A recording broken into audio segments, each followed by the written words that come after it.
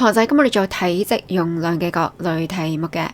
而家我哋有呢個題目，佢就話把水倒滿左面嘅容器，即係呢個，再把水倒入右邊嘅量杯，即係呢一度。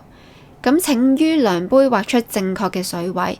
嗱，將呢一個咧嘅容器啊裝滿晒水，跟住倒入嚟呢度。咁到底個水位係有幾高？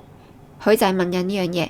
咁我哋就首先要去知道呢一個嘅容器到底咧佢嗰個容量係幾多，可以裝到幾多水。嗱，咁所以咧呢度就要長乘闊再乘高，10乘10再乘8，亦都即係800 cm 3次方。嗱，咁即係話咧，我哋要喺呢個量杯畫800 cm 3次方嘅水。嗱，800 cm 3次方 ，cm 3次方，亦都即係 ml。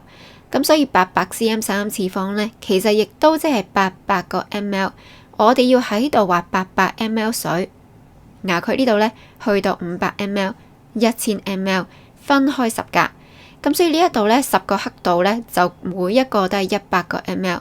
嗱，呢度100 ml。200 ml、300 ml、400 ml、500 ml、600 ml、700 ml、800 ml 就呢一度畫到嚟呢一度，咁就 OK。嗱，到呢度把水倒滿左邊容器嘅一半，再把水倒入右邊嘅量杯，就唔該喺呢度畫翻個正確水位。嗱，而家唔係裝滿晒呢一個嘅容器，而家係裝一半啫。咁我哋首先計呢一個嘅容量啦，就係長乘闊乘高，10乘5再乘4，亦都即係10乘5再乘4。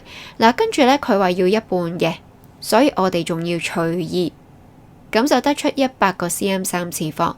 即係話咧，我哋要喺呢一度畫100 cm 3次方。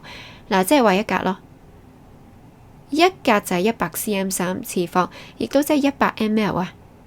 咁就 OK 啦。